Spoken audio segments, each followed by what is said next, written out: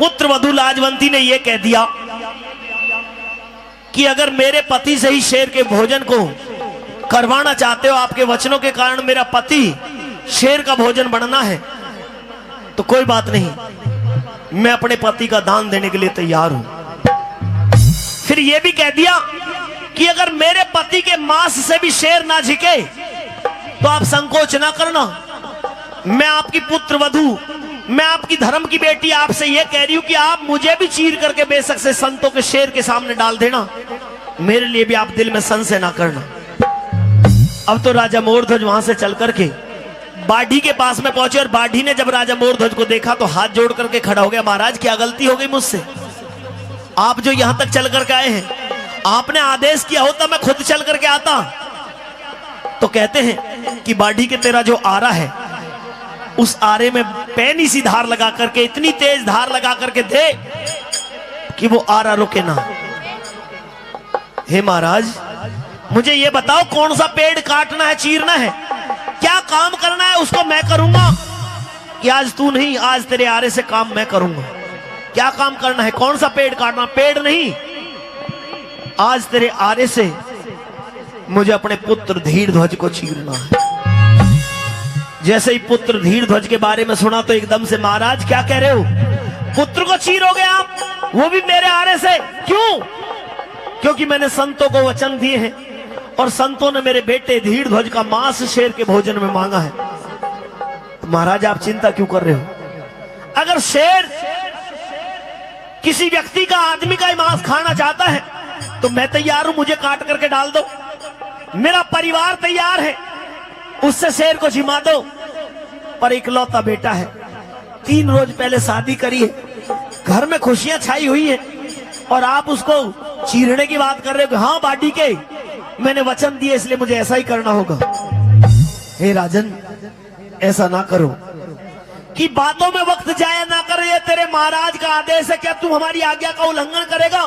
कि महाराज ऐसा तो कभी सपने में भी नहीं हो सकता कि मैं आपकी आज्ञा का उल्लंघन कर दूं। अगर आपका आदेश है तो ठीक है। बाढ़ी ने आरे में तेज सी धार लगाई और तेज धार लगा करके वो आरा राजा मोरध्वज को दे दिया। बाढ़ी के ने दे दिया आरा बज्जर का दिल करके, और करता सोच विचार भूप चले कंधे आरा धर के। 100 तरह के ख्याल आ रहे थे कि पुत्र को अगर चीर दिया, बेटे के बिना रह क्या जाएगा, कैसे चीर पाऊंगा। लेकिन ख्याल ही ख्यालों में पहुंच गए दरबार के अंदर और अपने आज्ञाकारी पुत्र धीरध्वज को भी बुलवा लिया, रानी विद्याधरणी को भी बुलवा लिया, साधु संतों के सम्मुख पुत्र को बुलवा करके और कैसे चीरने की बात कर रहे हैं। आइए सुनते हैं। पिताश्री के चरणों में उनके पुत्र धीरध्वज का प्रणाम। माता जी आपका आदेश पहुंचा और मैं तुरंत आपके पास में आया हूं, आदेश करिए पिताश्री। आज मैं प्रणाम के बदले कोई आशीर्वाद नहीं दूंगा। कोई बात नहीं। और रही बात आदेश की, तो मेरे लाल मैंने 3 वचन संतों को दिए हैं जी। उनके साथ में एक शेर है जी, जिस कारण उस शेर के भोजन हेतु मैं वचनबद्ध होके और उसके बाद में उसके दान के लिए वचन देकर आया हूं। पूरा दरबार भरा हुआ है। वचन यह है कि मुझे और तुम्हारी माता को अपने हाथों से स्वयं तुम्हें चीर के शेर के सामने डालना होगा। मुझे चीर करके? हाँ, अपने हाथों से? अपने हाथों से। ये तो मेरे लिए सौभाग्य की बात है कि आज मेरे पिता को, मेरी माता को मेरी इस तरह की जरूरत पड़ी है। अगर आपने मुझे चीरने के लिए बुलवाया है तो पिताश्री आपका ये आज्ञाकारी पुत्र बिल्कुल तैयार है। रानी जी पिया जी, ये आरा हाथ में ले लीजिए और अब हृदय को बिल्कुल कठोर कर ले, क्योंकि संतों का शेर जिमाना है। एक बार मेरी बात सुन लीजिए। कहिए पिया जी। और गया पेठ धीरध्वज करके नीची ना, ओ गया पेठ धीरध्वज करके नीची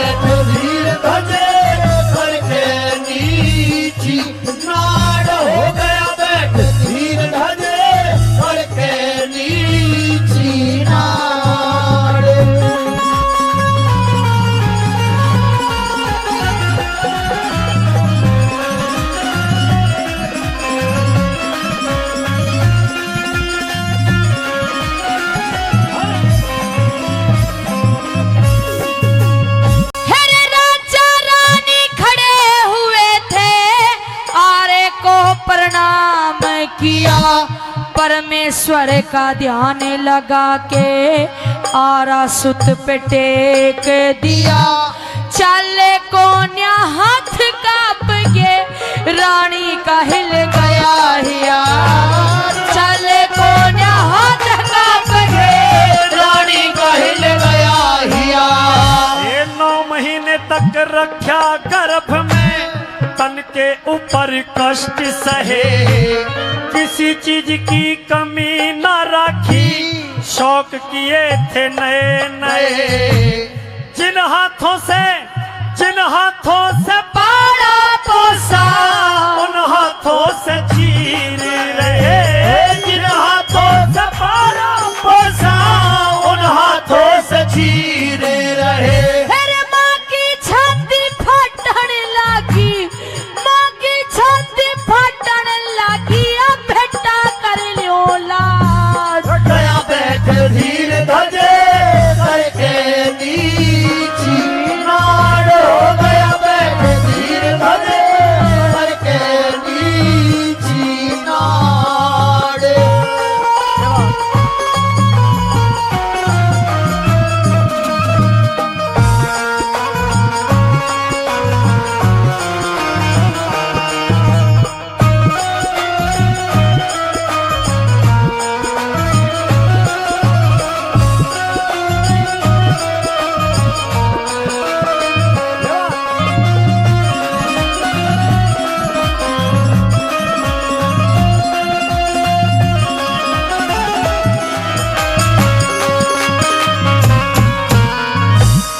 मात पिता की हालत देखी, मात पिता की हालत देखी, न्यू बोला फिर राजकुमार।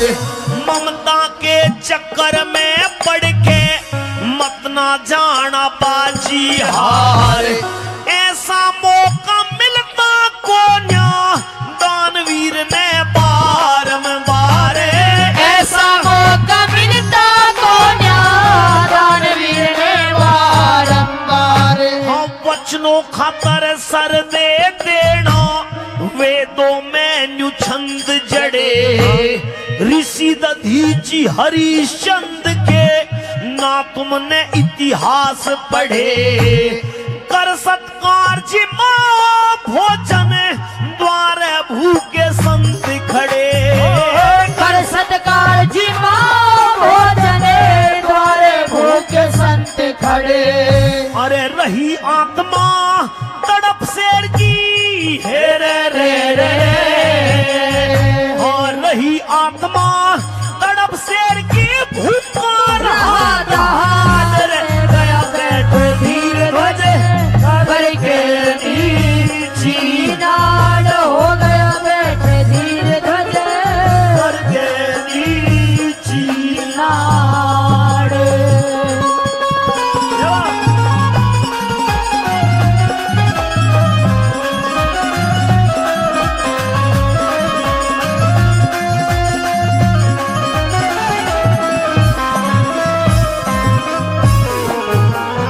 फिर दोनों ने उठाया आरा, वचनों का किया जब ख्याल।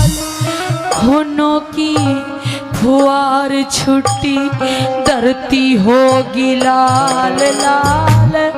दिशाओं के दिग्गज डोले, अंबर भी गया था हाल। दिशाओं के दिग्गज डोले, अंबर भी गया था हाल। अरे पाठी का पुराना आरा हड्डा के में अटके था। नाजुक था शरीर लोगों, जी छोरे का बटके था। निराला था सीन लोगों, कालजे में खटके था। निराला था सीन लोगों, कालजे में खटके था। हिया उमड़ के आवे था रे, हिया उमड़ के आवे था। खा गई खेत ने बार हो गया बैठ धीर धजे करके